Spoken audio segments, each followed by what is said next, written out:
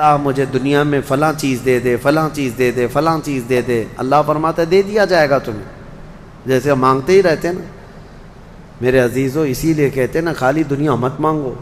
دنیا کیا ہے؟ یہ سب مانگنا کہ میرا بزنس، میری تجارت، میری جائیداد، میری پراپرٹی، میری زمین، میرا فلاں یہ بڑھتا جائے بڑھتا جائے، یہ دنیا ہی تو مانگ رہے ہو آپ۔ اور اللہ فرماتا ہے جس نے ہم سے آخرت مانگی ہم اس کو دنیا بھی دیں گے اور آخرت بھی دیں گے۔ اسی لیے دوسرے پارے میں اللہ نے فرمایا فَمِنْهُمْ مَنْ يَقُولُ رَبَّنَا آتِنَا فِي الدُّنْيَا وَمَا لَهُ فِي الْآخِرَةِ مِنْ خَلَاقٍ، جنہوں نے یہ کہا نا ربنا آتنا فی الدنیا، اے ہمارے رب دنیا میں ہمیں کچھ دے دے، اللہ فرماتا ہے دے دیا جائے گا۔ وَمَا لَهُ فِي الْآخِرَةِ مِنْ نصیب، اور آخرت میں ان کا کوئی حصہ نہیں ہوگا۔ من خلاق، آخرت میں کوئی ان کا حصہ نہیں ہوگا۔ وَمِنْهُمْ مَنْ يَقُولُ رَبَّنَا آتِنَا فِي الدُّنْيَا حَسَنَةً وَفِي الْآخِرَةِ حَسَنَةً وَقِنَا عَذَابَ النَّارِ أُولَٰئِكَ لَهُمْ نَصِيبٌ مِّمَّا كَسَبُوا۔ اللہ فرماتا ہے اور جنہوں نے کہا اے ہمارے رب ہمیں دنیا میں بھی اچھائیاں دے دے اور آخرت میں بھی اچھائیاں دے دے، رب فرماتا ہے، اور جنہوں نے یہ کہا اے اللہ ہم کو عذاب دوزخ سے بچا لے، رب فرماتا ہے یہ وہی لوگ ہیں جنہوں نے حقیقت میں حصہ حاصل کر لیا، آخرت بھی مانگ لیا، دنیا بھی مانگ لیا۔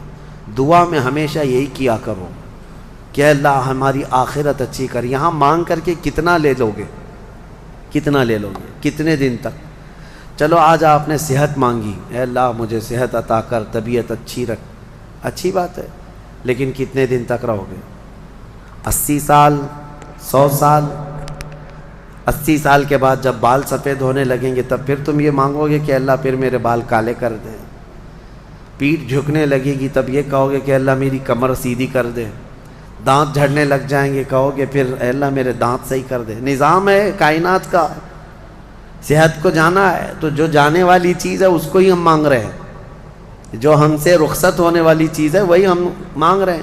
اولاد مانگ رہے ہو یہ بھی چھوٹنے والی چیز ہے، یہ ہم سے چھوٹنے والی چیز۔ ہر وہ چیز مانگتے ہیں ہم یہاں پر جو ہم سے رخصت ہونے والی ہے، اور جو ہمیشہ رہنے والی ہے وہ جنت ہے، اس کا سوال کیوں نہیں کرتے؟ اور ایک امام شیخ سعدی رحمۃ اللہ علیہ کی کتنی پیاری بات ہے، سنو۔ فرماتے ہیں موت سے بچنا ممکن ہے کسی کو؟ بتائیں کوئی بچ سکتا ہے؟ پاسبل ہے؟ موت سے بچنا کسی کے لیے بھی ممکن ہے؟ نہیں ہے، سب کو پتہ ہے، سب کو پتہ ہے امپاسبل، لیکن اس کے باوجود بھی بچنے کے لیے 1000 دوائیاں کھاتے ہیں ہم۔ سب کو معلوم ہے کہ موت سے نہیں بچتے ہیں، لیکن اس کے باوجود بھی بچنے کے لیے ہم روز کچھ نہ کچھ کر رہے ہیں۔ ہم اپنے جسم کو صحیح کرتے ہیں یا بیماریوں کو صحیح کرنے کے لیے پیسہ بھی بہاتے ہیں، سب کچھ کرتے ہیں۔ ہمیں پتہ ہے کہ ہم نہیں بچ سکتے پھر بھی خرچہ کرتے ہیں۔ شیخ سعدی کی سوچ دیکھو، فرماتے اور انسان کو یہ پتہ ہے کہ جہنم سے بچنا ممکن ہے، موت سے بچنا تو ممکن نہیں، لیکن دوزخ سے بچنا ممکن ہے۔ کیا سب کے اوپر کمپلسری ہے جہنم میں جانا؟ نہیں۔ تو جس سے بچنا ممکن ہے اس کے لیے کوشش بھی نہیں کرتا، اور جس سے بچنا ممکن ہی نہیں اس کے لیے روز کوشش کرتا ہے۔ یہ کیسی سوچ ہے انسان کی؟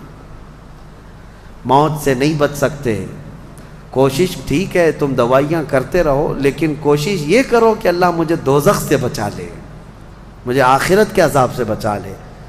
میرے عزیزو ہمارا سارا نظام اسلام کا آخرت پر ٹکا ہوا ہے، اسی لیے رب تعالیٰ نے فرمایا من کان یرید حرث الآخرۃ نزید لہ فی حرثہ۔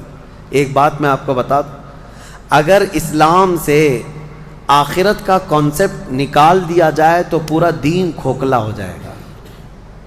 یعنی پھر کس چیز کے لیے کر رہے ہو تم؟ نماز کیوں پڑھ رہے ہو؟ چوری سے کیوں بچتے ہو؟ شراب کیوں نہیں پیتے؟ ہر چیز کا تعلق تمہارا آخرت سے جڑا ہوا ہے، آخرت سے۔ کیوں؟ حساب ہوگا، پوچھا جائے گا، میری نمازیں بھی پوچھی جائیں گی، روزے بھی پوچھے جائیں گے، ہر چیز آخرت کے خوف سے ہم دنیا میں عمل کر رہے ہیں، اور اگر آخرت کا کانسیپٹ ختم ہو گیا تو وہی درندوں کی طرح سے ناچتے گھومتے رہیں گے۔ جیسے دوسری قوموں کو دیکھ رہے ہیں، ان کے ہاں کوئی تصور ہی نہیں آخرت کا، ان کا تو یہ ہے کہ اچھے کام کرو گے تو دوسرے جنم میں اچھا بن کے پیدا ہو جاؤ گے، برے کام کرو گے تو دوسرے جنم میں کتا بلی بن کے پیدا ہو جاؤ گے، بس اتنا ہی ہے، اس سے زیادہ نہیں ہے۔ پھر بھی کچھ لوگوں کے ہاں ہے سورگ اور نرگ کا، لیکن وہ بھی اتنا یقینی نہیں ہے، اتنا یقینی نہیں ہے جتنا تمہارے لیے ذہن میں یقینی جنت اور دوزخ کا تصور ہے، یہ دوسروں کے نہیں ہے۔ اسی لیے میرے عزیزو، آخرت کے تصور کو اتنا مضبوط بٹھاؤ، اتنا مضبوط بٹھاؤ۔ مجھے ایک بات یاد آتی ہے کہ ہمارے ایک بزرگ تھے، میرے بڑے دادا، اللہ ان کی تربت پر رحم فرمائے، پورے علاقے میں لوگ اس بات کے شاہد ہیں، جب بھی کوئی کچھ غلط کام کرتا یا چھوٹی بہت بھی چیز ہلکی نظر آتی ان کو، تو ڈانٹنے کے لیے سب سے پہلا جو جملہ وہ کہتے تھے وہ یہی کہتے تھے، کیا تجھے آخرت کا خوف نہیں ہے؟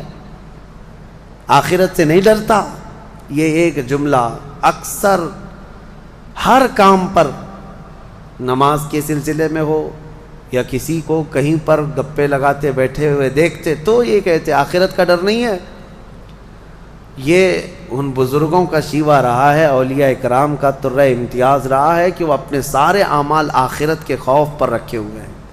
حضرت حاتم اعصم رضی اللہ تعالیٰ عنہ بڑے پائے کے بزرگ ہیں، فرماتے ہیں نماز جب پڑھتے تھے تو کہتے میرا تصور یہی ہوتا ہے، میرا تصور یہی ہوتا ہے کہ موت میرے گردن کے پیچھے، ملک الموت یہی ہے، یہ سوچتا ہوں کہ اب آخری نماز ہے، میری آخری نماز ہے، اور دونوں طرف میرے جہنم کے گڑھے ہیں، ادھر بھی ادھر بھی، میں اگر تھوڑا سا بھی ہل جاؤں تو ہو سکتا ہے ادھر کے گڑھے میں یا ادھر کے گڑھے میں، اور پیچھے ملک الموت ہے اور سامنے رضائے الہی ہے اور جنت ہے، میں بڑھنے کی کوشش کر رہا ہوں۔